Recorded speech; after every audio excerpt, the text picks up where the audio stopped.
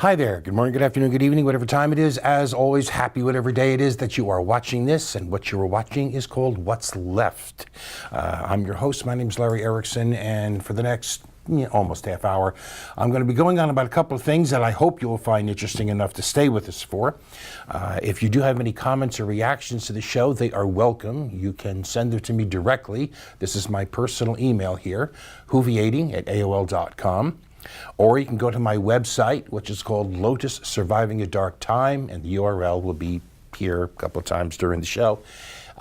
You can leave a message there if you'd rather do that. If you do send me email, please include something in the subject line that makes it clear this is about the show. It's not spam, of which, like you, I get way too much. And be a little patient about getting an answer because I'm just terrible at answering email, but you will get an answer. Anyway, all right, with that, let's get to it. I always like to start with some good news, or I can, and I do have a little bit of good news this week. It's that the reality apparently is finally sinking in. Speaking at the Washington Post annual Cybersecurity Summit on October 3rd, Rob Joyce, who is the White House's coordinator of cybersecurity, said that the U.S. should end the use of Social Security numbers as a form of ID. It has outlived its usefulness, he said. Joyce noted that every time you use your Social Security number as a form of ID, it increases the risk that it could be compromised, and if it ever is, you can't even change it. This is something I've been advocating for a long time, and I have for a good number of years been refusing to give my Social Security number to anybody that did not have a legal need for it. So it's good news to see that even the Rump's White House is getting something right. Another bit of good news actually isn't so much good news as it just was something that was pleasant to see news. During a Senate hearing on October 2nd, Senator Elizabeth Warren ripped into Tim Sloan, the CEO of Wells Fargo. A year ago, it was revealed that between 2011 and 2015, Wells Fargo Bank had opened something over 2 million accounts. More than 2 million customer accounts without those customers' knowledge, and then charged them fees on those accounts which they had never opened. Apparently, Warren doesn't think the bank has done enough to make up for the damage it caused. She pointed to quarterly earnings calls, which she said showed Sloan, who was at the time was chief financial officer of the company, he aggressively promoted Wells Fargo's ability to open new accounts for customers, and said that Warren said that no one, not even then CEO John Stumpf, bragged more about the bank's commitment to opening new accounts for existing customers. Quoting Warren, Wells Fargo cheated millions of people for years. The Federal Reserve should remove all of the current board members who've served during the fake account scandal. And Mr. Sloan, you say you've been making changes at Wells Fargo for 30 years, but you enabled this fake account scam. You got rich off it, and you tried to cover it up. At best, you were incompetent. At worst, you were complicit. Either way, you should be fired. Sloan's only response was a mealy-mouthed cliche ad copy about how our job is to satisfy our customers' financial needs. Like I said, it's not really good news because it doesn't actually change anything, but still it was nice to see. It was fun. And one more bit of good news. Again, it's just a type that's just there to make you smile.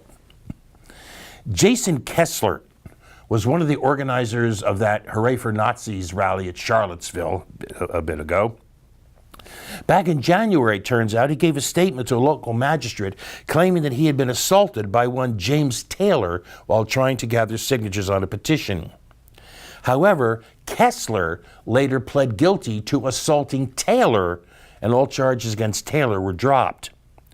As a result of this, Kessler has now been indicted for felony perjury. Again, it doesn't really constitute good news by my normal definition because it doesn't portend a change in anything. But yeah, it made me smile. And it's actually good we have those smiles because we also have some not good news on a more serious and significant topic. On October 4th, Attorney General Jeff, I am not a bigot, I swear I'm not Sessions, sent a memo to U.S. Attorney's offices saying that Title VII of the Civil Rights Act of 1964, which addresses discrimination in the workplace, only prohibits discrimination on the basis of biological sex, not gender identity. That is, according to Mr. I'm not a bigot, under federal law, it is entirely legal, he's saying, to fire someone for being transgender, or to refuse to hire them in the first place, or to otherwise discriminate against them at work. Now, this not only reverses the earlier interpretation of the law during the Obama administration, it's also, and here you can actually, there's a silver lining here, you can take it this interpretation also flies in the face of the trend in federal appeals courts over the past several years, which are gradually coming to recognize gender as a matter of personal psychological identity rather than a fixed biological category. All right, next up, consider this. A man carefully plans a mass murder. He checks out locations in Chicago and Boston before settling on Las Vegas. He amasses an arsenal. He sets up a base on the 32nd floor of a hotel days in advance. He has a hammer to break out the windows to give himself a clean line of fire. He has cameras to track the approach of police. He has at least 23 firearms with him. He has so-called bump stocks that enable a semi-automatic weapon to fire almost as rapidly as a fully automatic weapon, hundreds of rounds a minute, a device, by the way, which is entirely legal. On October 1st, he opens fire on a crowd at a country music festival. Several minutes later, 58 people are dead, more than 500 more injured, many wounded by gunfire, but some trampled in the rush and crush to escape. It was by any measure the worst mass shooting in U.S. history. And using a definition of mass shooting where 4 or more people are shot, not necessarily killed, but shot during a single incident, it was, as of October 5th, the 275th mass shooting in the U.S. this year. And the rate of mass shootings has been increasing since the 1960s. And when a few voices are now raised to suggest, in Representative Cliff Murphy's pointed phrase, that Congress should get off its ass and do something about gun control, what do we hear? We hear that now is not the time. It's a time for reflection and mourning. Now is not the time. Oh, we can get to that later, but not now. We hear that now instead is a time for hopes and prayers, offered up like trinkets and baubles by the hypocrites with the bloody hands who feed at the trough of the NRA. We hear that it's the victim's own fault. As Senator John Thune says, people have to take precautions, protect themselves, and in situations like Las Vegas, and this is a quote, get small. We hear the whole thing should be dismissed, as Bill O'Reilly called it, the price of freedom. And so it's like, isn't it sad that people were killed? But it doesn't affect me directly, so I don't care. We hear that even raising the issue of the too damn many guns, too damn easy to get, with too damn many dead at the end of a gun, nearly 34,000 in 2015, including 11,000 murders. To do that is, how dare you, to politicize a tragedy.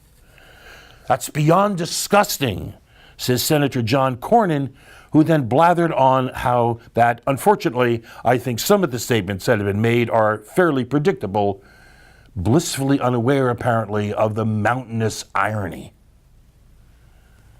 Now is not the time, is what we hear. Now is not the time, droningly chanted by people for whom it never has been and never will be the time.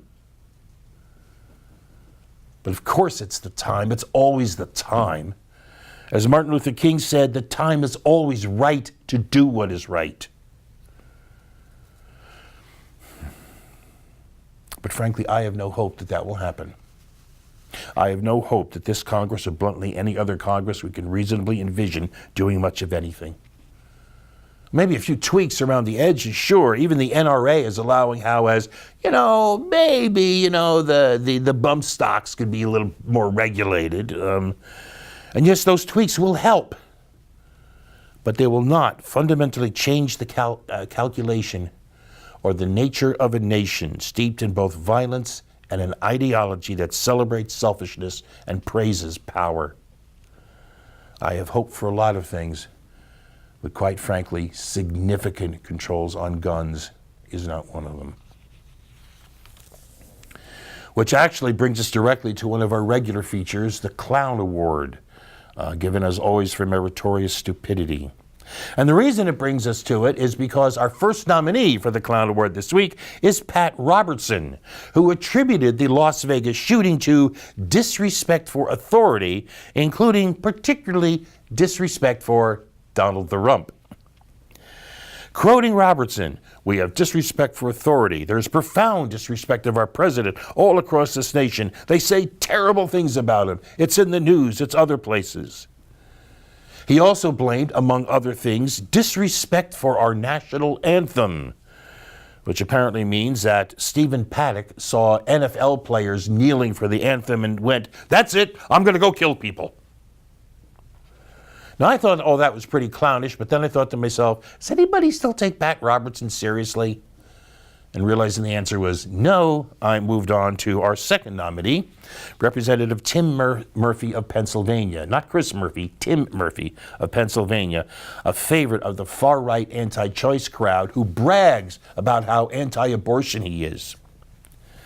Turns out that back in January, this family's values bloviator was having an extramarital affair with a woman who was concerned she may have gotten pregnant as a result.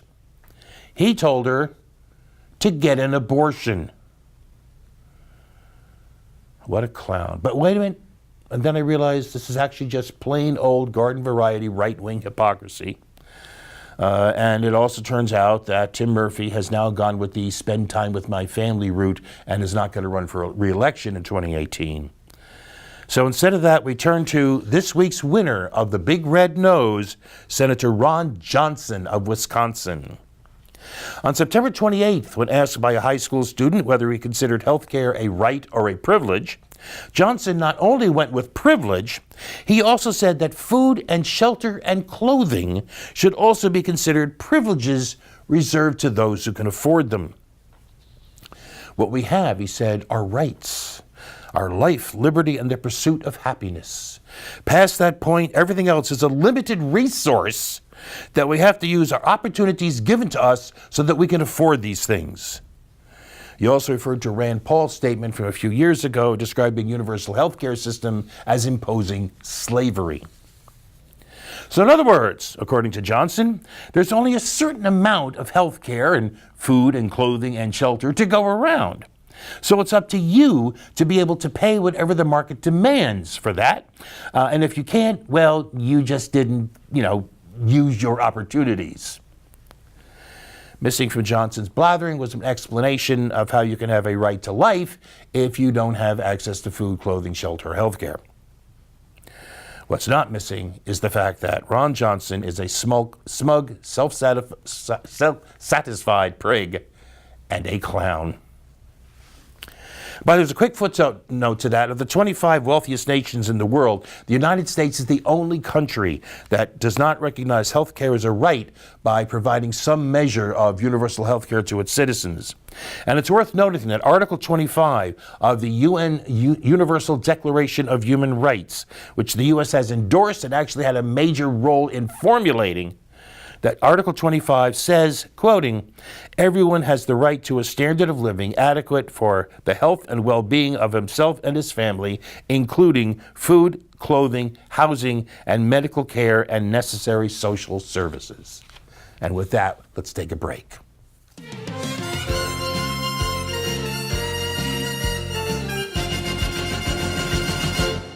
And we are back. And we are back with our other regular feature. This is the Outrage of the Week.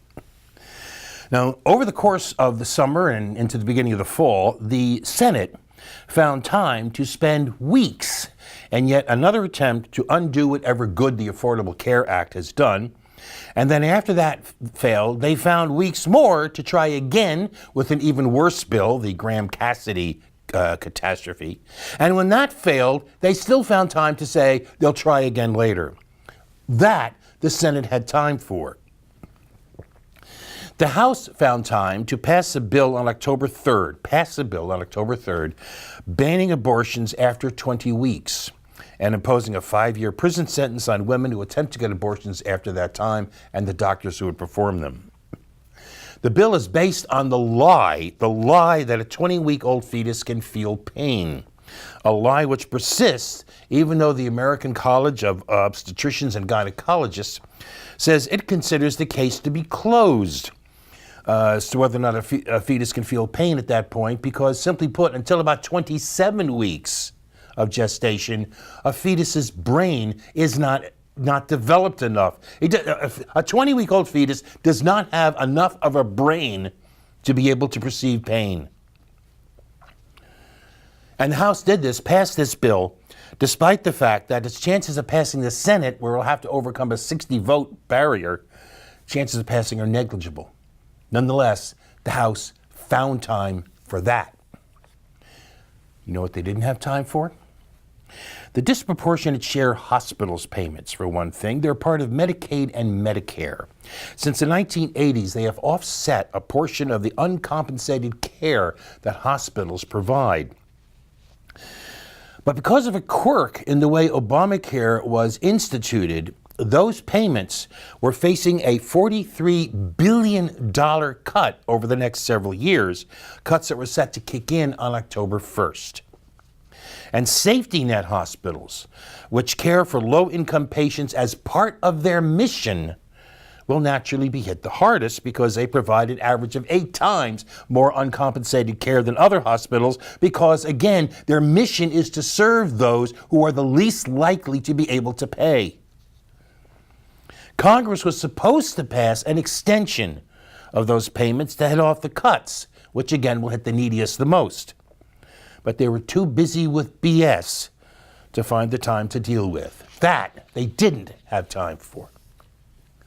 CHIP is the Children's Health Insurance Program.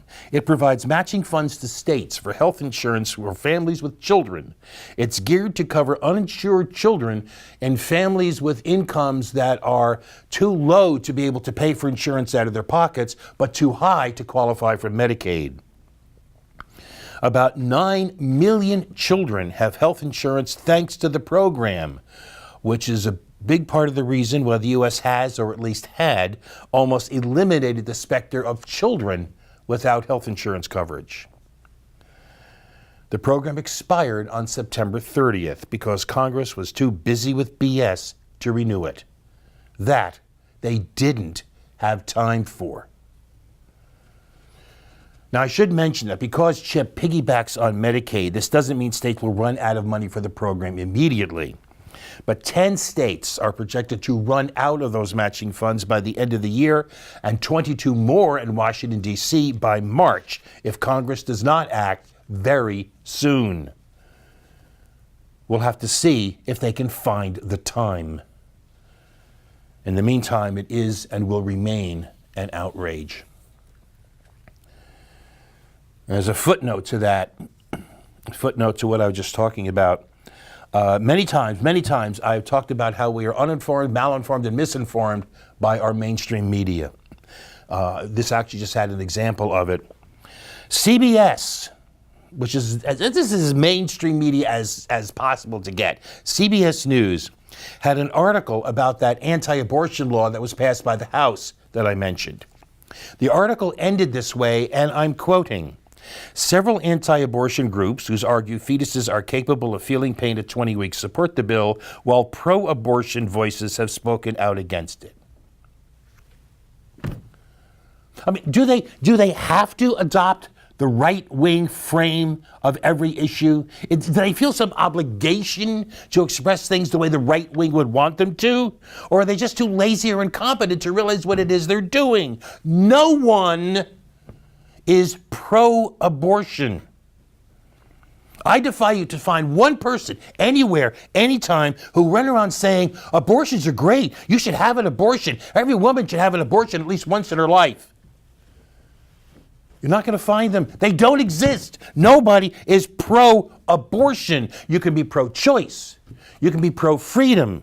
You can be pro-abortion rights. You can be pro-women being able to do with their bodies what they choose, not what the state would have them do. But nobody is pro-abortion. Why does our media keep wanting to frame things the way the right wing would want to frame it? As in this case, oh, we're anti-abortion. We're in favor of life. We're in favor. And those people, they don't care about life. They're pro-killing. Why do you do this? We are uninformed, malinformed, and misinformed. All right, next up, one of our occasional features. It's called For the Record.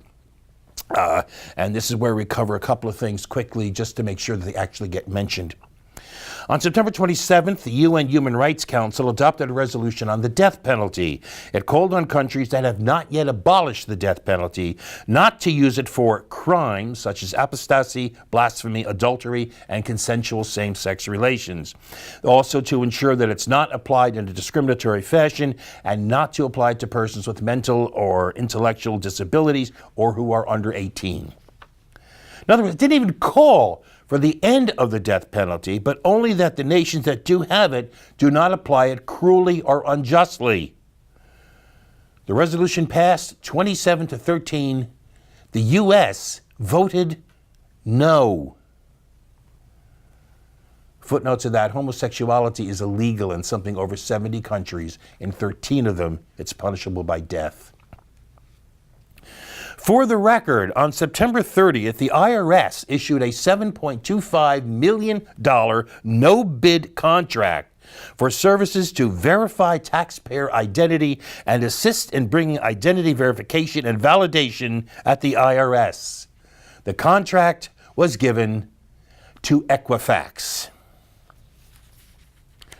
For the record, as a natural follow-up to that, at a hearing of the Senate Committee on Banking, Housing, and Urban Affairs on October 4th, Senator Elizabeth Warren scorched former Equifax CEO Richard Smith, who retired after the September disclosure of a massive security breach that compromised the personal information of close to 150 million Americans.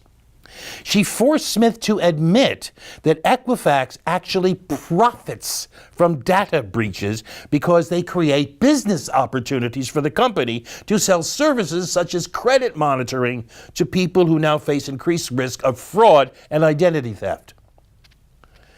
She was even able to quote Smith as calling fraud a huge opportunity for us and noted that Equifax's profits had gone up 80% since 2013, despite having admitted to 4 security breaches in that same time. Smith did not even try to refute Warren's argument.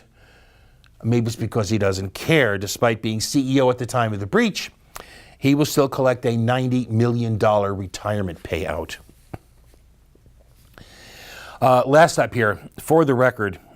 On the other hand, perhaps Smith could have just tried to argue that the breach was no big deal because, after all, only affected 150 million people.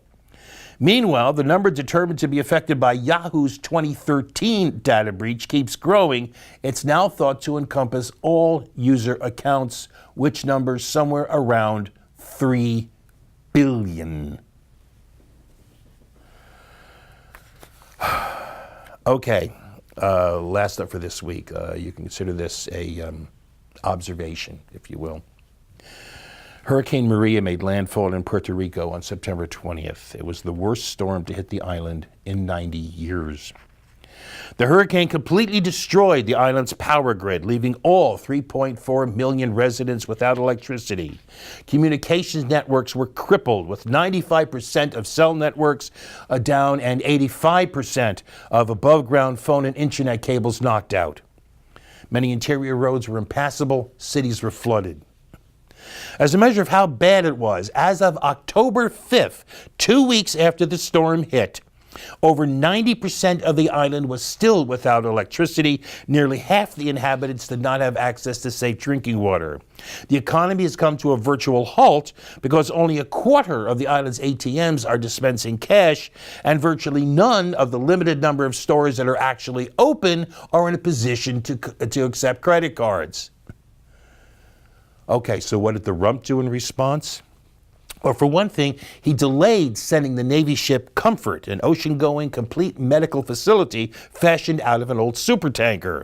It was done on the flimsy grounds that the Comfort could not get close enough to any port to avoid using helicopter support to get patients to and from the ship, which is what the Comfort usually does. It was a supertanker, for pity's sake. It normally can't get closer than a mile or two offshore. The Comfort did not arrive in Puerto Rico until October 3rd. It also took the rump 8 days to waive the Jones Act, a 1920 law requiring that goods going by ship from one U.S. port to another are on U.S.-flagged vessels. By comparison, in the case of Hurricane Irma, the act was waived even before Irma made landfall in Florida. And when, more than a week after the storm hit, the mayor of San Juan went on the media to beg for more help, he responded in tweets that this was a partisan attack and that there was, quoting, such poor leadership by the mayor and others who are not able to get their workers to help. They want everything done for them when it should be a community effort. And he then wrapped all this up during his self-congratulation tour of the island that Hurricane Maria was not a real catastrophe, unlike Katrina. So in short, the rump is saying that Puerto Ricans are whining about nothing, don't want to work, and want everything done for them. My God, man, why not just hang a sign around your neck saying, I am a racist, and be done with it? It's gone way past dog whistles. This is foghorns. It's not winks and nods, it's billboards. It's like an episode of Name That Tune, except instead of giving hints by playing just a couple of notes, the band plays on and on and on and louder and louder and louder until everybody's head aches with the noise. We all know it. Your base surely knows it and probably doesn't care. You are a slimy, racist, sexist, homophobic, transphobic, white supremacist bigot. We all know it, so why not just get it over with and say it and stop wasting our time on half-hearted evasions? That's it for this week. That's it. I'm done. I'm out of here. We will be back next week with more, hopefully, more happy news, more good news, more hopeful news. But for now, I'm just going to say, despite everything, you just enjoy the fall. You have the best week you possibly can. We will see you next week. And until then, as always, peace.